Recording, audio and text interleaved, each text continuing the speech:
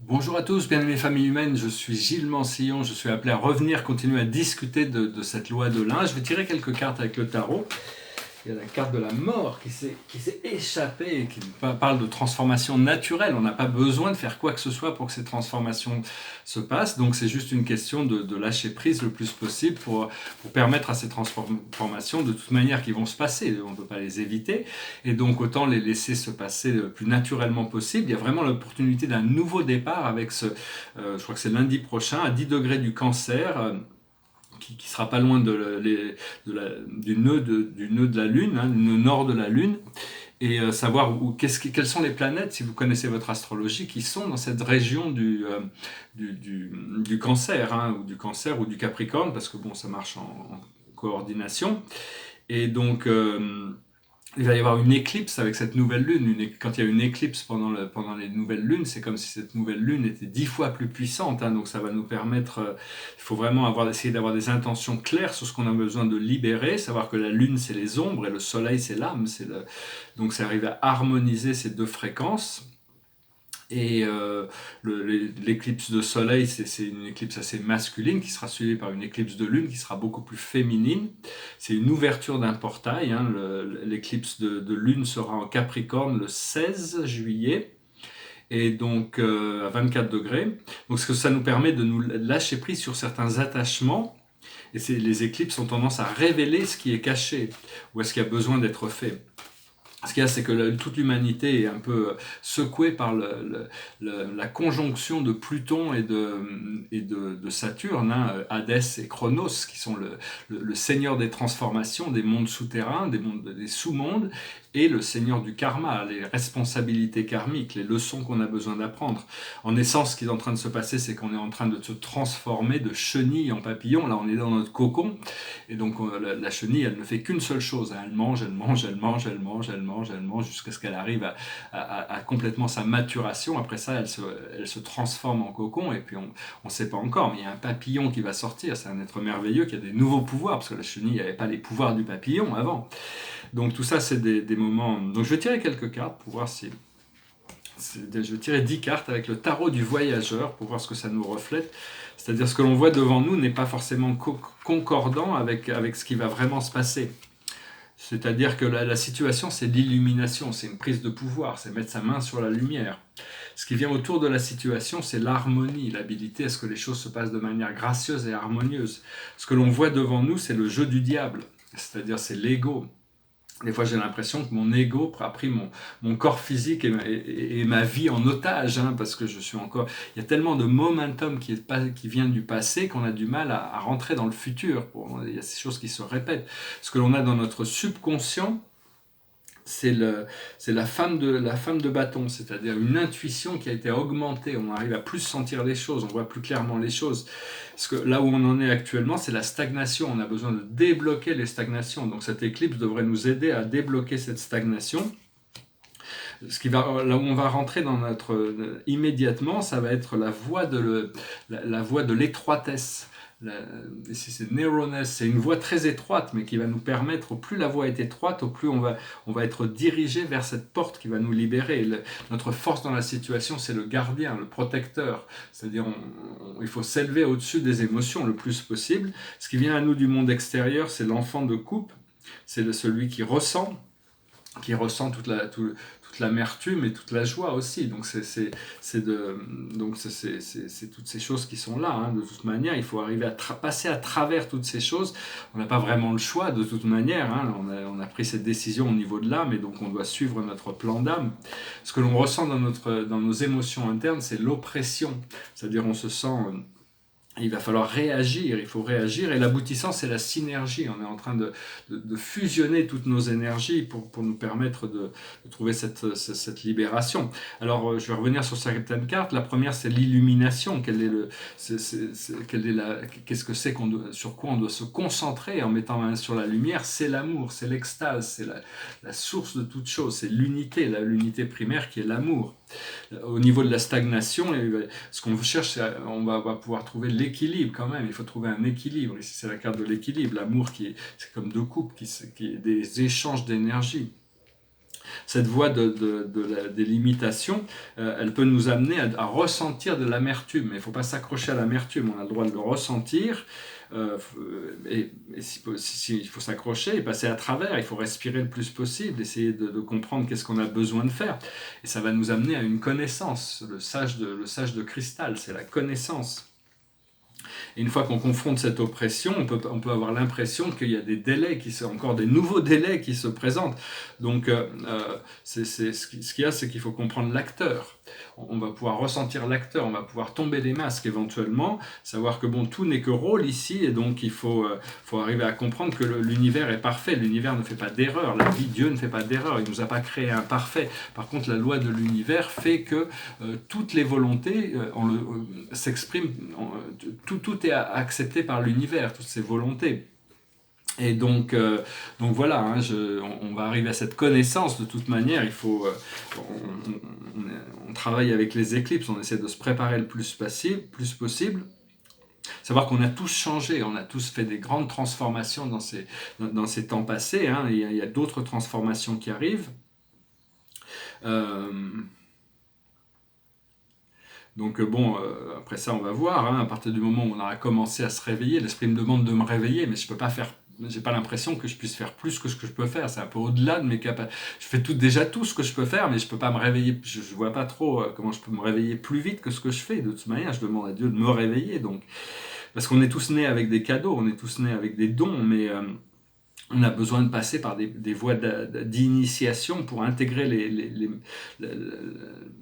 intégrer la connaissance qui nous est impartie dans notre expérience humaine. Personnellement, ça fait des décennies que je travaille sur ma voie de l'ascension, mais bon, le Christ expliquait, ça peut prendre entre 20 ans et 80 ans pour libérer toutes les anciennes fréquences. Donc bon, peut-être qu'on est juste venu pour libérer toutes ces fréquences et que notre prochaine vie sera mieux si jamais on n'arrive pas à se libérer dans cette vie, hein, de toute manière. Mais enfin bon, il faut garder l'espoir parce que bon, on est quand même. J'ai eu plusieurs plateaux.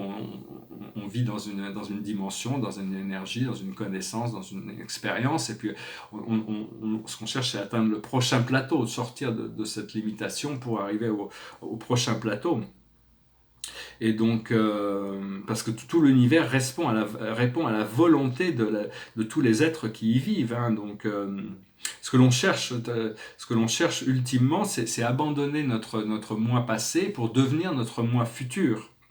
Donc il faut se concentrer sur ce mois futur, sur ce mois futur, et seulement il y a beaucoup de flow qui est encore là du passé. Moi, je m'exprime par rapport à des idées ouvertement, j'espère que ça vous sert, que ça vous aide à comprendre. On passe tous par des expériences qui sont uniques et différentes, et on a tous des voies uniques et différentes, mais on est tous travaillés par l'univers, par la vie, nous travaille un peu universellement de toute manière. Et donc on essaie d'arrêter les flots du passé pour arriver à complètement intégrer ces voies du futur. Savoir que bon, on fait partie, on est un courant dans l'océan de la vie, on est un courant, et il faut essayer de ne pas lutter contre le propre courant de notre création, et donc pour pouvoir naviguer ces flots. Parce que c'est clair qu'on va se réveiller à ce rêve du temps et de l'espace. On va réaliser qu'on est esprit. Et donc on pourra réaliser, je sais que bon, des fois j'ai accumulé tellement de toxines, donc je suis en train de les libérer petit à petit, jour après jour, il y a des libérations, mais je ne sais pas si je vais arriver jusqu'au bout de mon programme. Hein. Mais enfin, une fois qu'on sera réveillé et qu'on sera esprit, on n'aura plus du tout, on comprendra tout, on pourra tout réaligner, tout réarranger. Ce qu'il faut, c'est essayer, dans l'attente, essayer d'être le plus gentil, le plus doux possible dans nos pensées, dans nos actions, être gentil aussi dans la manière dont on utilise l'argent. Et donc, parce que bon, voilà, hein, savoir que personne ne contrôle notre réalité, toutes ces idées qu'il y a des forces extérieures qui contrôlent notre fréquence, en réalité c'est nous qui avons choisi d'abandonner nos pouvoirs et d'avoir cru à ces gens-là, cru à cette société, cru à toutes ces choses qui nous ont été enseignées. Hein. C'est la science de la persuasion, ils sont très forts. Grâce à la publicité, ils arrivent à vendre des produits qui sont extrêmement malsains pour le corps et l'esprit, mais à force de bombarder l'esprit humain, si on finit par les accepter comme vrais, hein. Donc, il faut reprendre nos pouvoirs, reprendre notre présent, reconditionner notre passé et notre futur depuis le présent. En réalité, il n'y a que le présent, il n'y a jamais eu que le présent. Et c'est ce qui est en train de se passer, hein.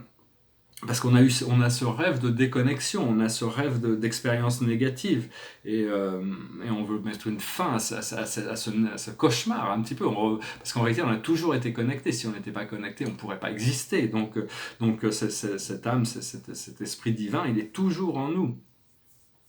Mais enfin bon, le rêve, les voiles qui nous séparent de ces autres parties de nous-mêmes deviennent de plus en plus fins, de plus en plus transparents. On peut commencer à voir à travers les choses.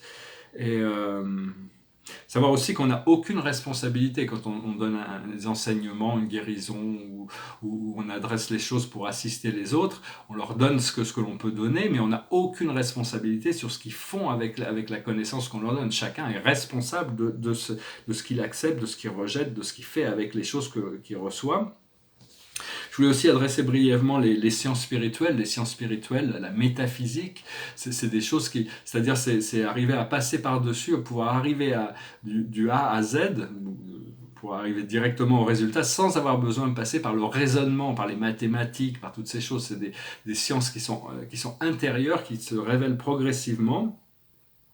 Ce qu'il faut, c'est arriver à envisionner, enfin l'idéal, parce que j'essaie d'appliquer mes propres enseignements, des fois j'y arrive pas toujours, hein, donc on est tous un peu dans le même bateau ici, mais j'espère que vous y arrivez de toute manière, mais d'utiliser ces connaissances pour votre plus haut bien et que ça fonctionne.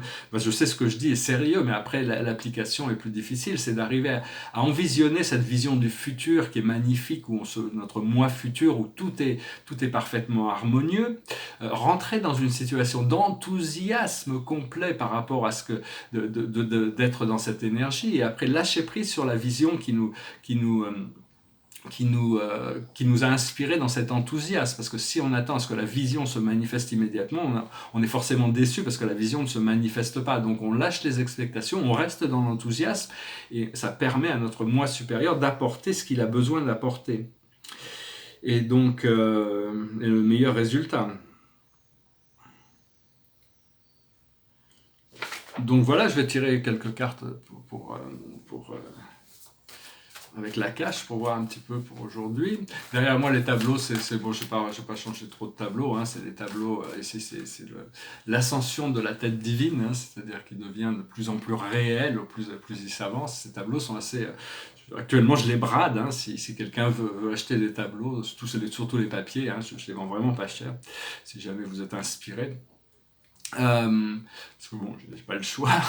Mais enfin bon, l'esprit me dit que je serai bientôt libéré, je vais pouvoir recommencer à vivre ma vie, parce qu'actuellement, tous les jours, il faut que je lutte pour me dire, est-ce que je vais passer encore cette journée, est-ce que je vais survivre cette journée. L'esprit me continue à m'encourager sur la réussite, le succès, et bon, donc je continue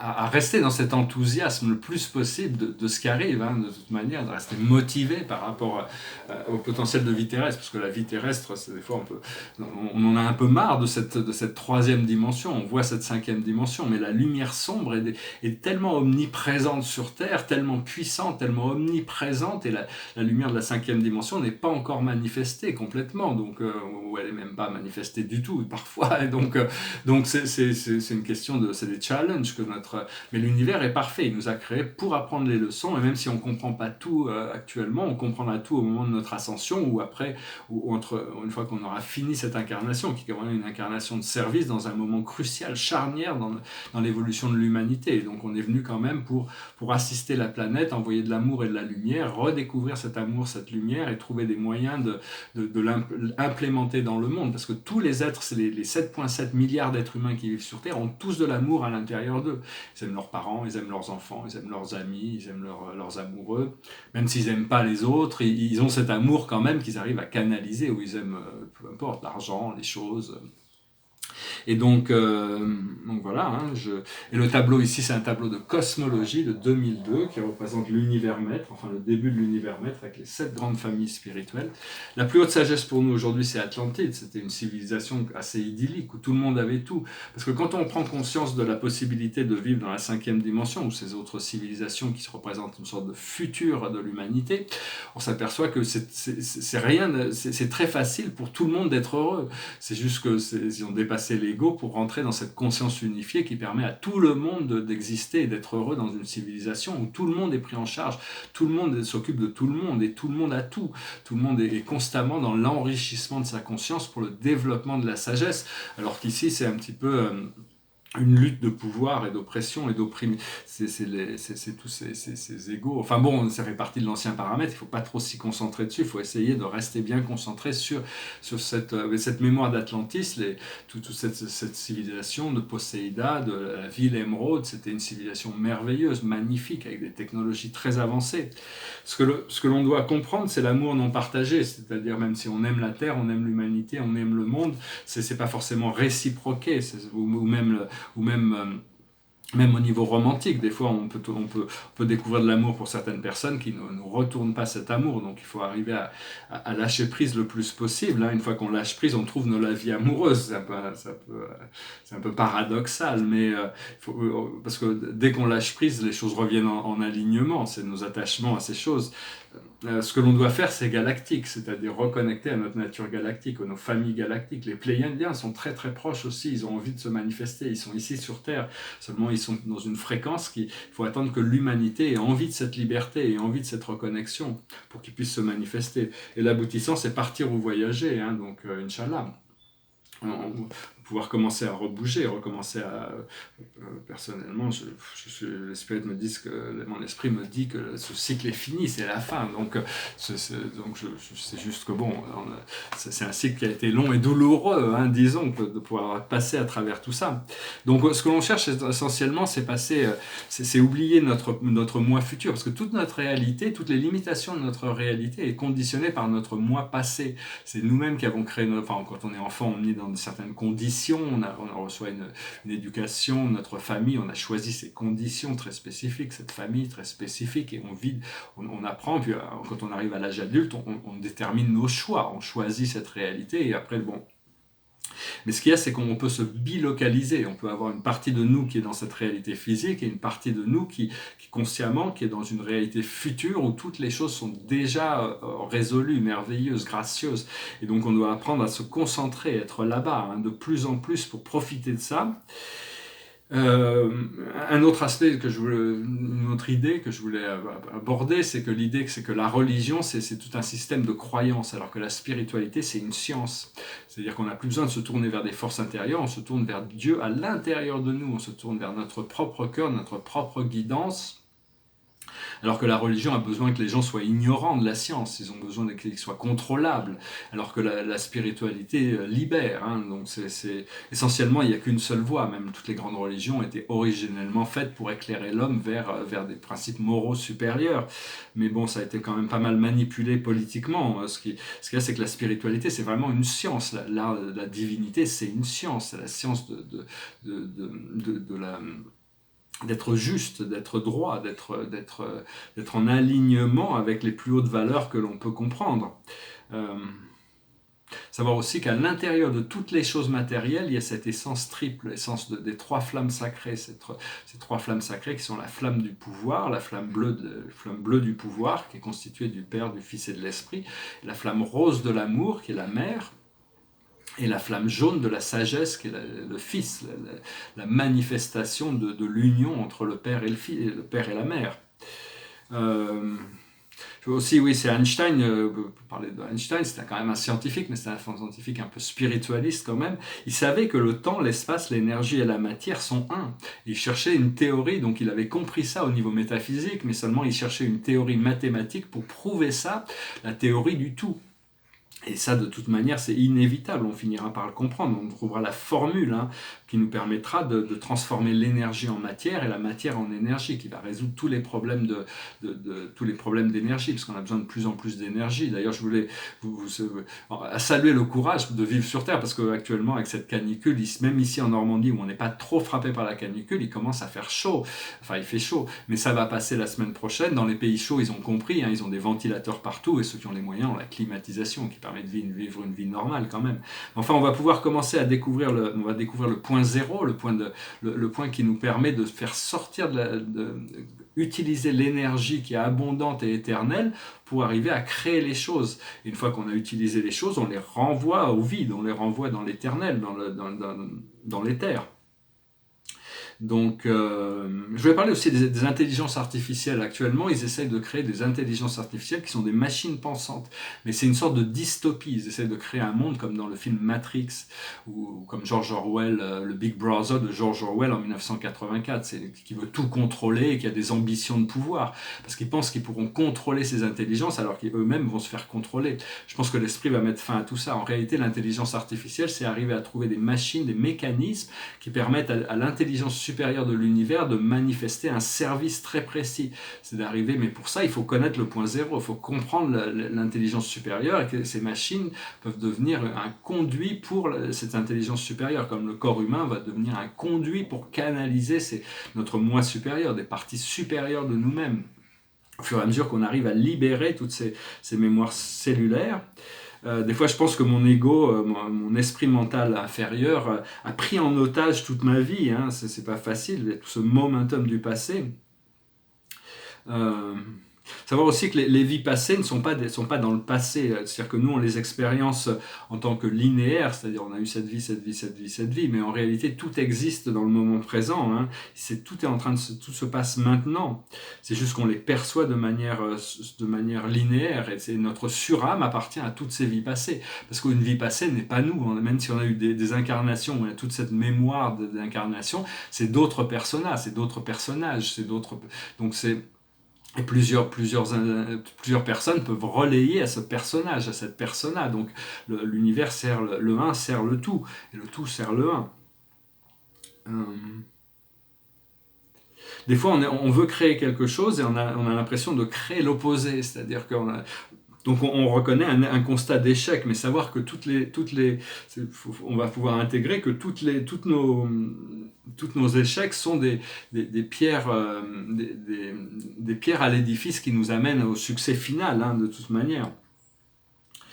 Et donc voilà, je vais pas trop rentrer dans des choses trop personnelles. L'esprit me dit que je vais bientôt pouvoir être libre, pouvoir être chez moi, pouvoir avoir l'esprit en paix. Donc voilà. Donc je vais finir avec une petite chanson pour finir en musique. Enfin en musique, parce que la musique c'est très proche de la vibration, c'est très proche de l'émotion, c'est une fréquence, et donc après ça il y a des musiques qui nous attirent plus que d'autres. Des fois il y a des gens, ils se baladent dans la rue avec leur musique très très fort, mais c'est pas forcément la musique qui nous intéresse, donc c'est un peu une imposition, il faut essayer de pas trop imposer aux autres. Après ça, quand on va voir un concert, c'est qu'on aime la musique que la personne chante. Donc ça c'est une chanson de Fisher, Bruce Carlton, Preston et Billy Preston, et qui avait été chantée par Joe Cooker. It Goes Like This. C'est une chanson qui est une chanson d'amour, mais qui pourrait être une chanson que Dieu vous chante de toute manière, parce que Dieu nous aime. You are so beautiful to me. You are so beautiful to me. Can't you see? You're everything I hoped for. You're everything I need. You are so beautiful to me. Such joy and happiness you bring, such joy and happiness you bring.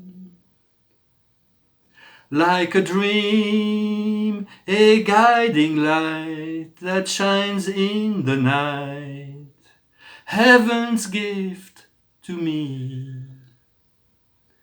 You are so beautiful to me. Voilà, je vous remercie d'être resté jusqu'à la fin. Je vais tirer une dernière carte comme bonus. Enfin bon, c'est sûr que quand on rencontre quelqu'un dont on tombe amoureux et que cet amour est réciproque, c'est un cadeau de Dieu. Hein, c'est vraiment un cadeau. Et donc, il faut rester ouvert à tous les cadeaux que la vie peut nous apporter. Hein, et donc, l'esprit continue à me dire que bon, même si bon, temporairement, cette énergie continue des fois me confronter avec toutes mes limitations, éventuellement on va pouvoir trouver le bonheur ensemble. Donc on verra, de toute manière, il faut être ouvert à l'amour, à la relation, pour se soutenir les uns les autres. On est plus fort, hein, de toute manière. La carte de la journée, c'est la force, l'archange Ariel. Grâce et force exprimée à travers la gentillesse, confiance en soi, pardon. Alors c'est vraiment la carte du lion ici, c'est le lion, la force du lion. On s'approche de la porte du lion qui va s'ouvrir cette année, c'est le 8 août. Hein. Il y a le nouvel an galactique le 26 juillet, mais avant ça, il y a ces deux éclipses. Donc j'espère que vous en profiterez au maximum, que ça pourra vraiment créer un nouveau départ, une nouvelle, un tremplin pour pouvoir se propulser dans cette réalité du futur que on a déjà pu sentir. Je vous remercie d'aimer, de partager, de souscrire, de commenter. Je vous dis à très bientôt. J'espère que ce message aura été intéressant pour vous. Namasté.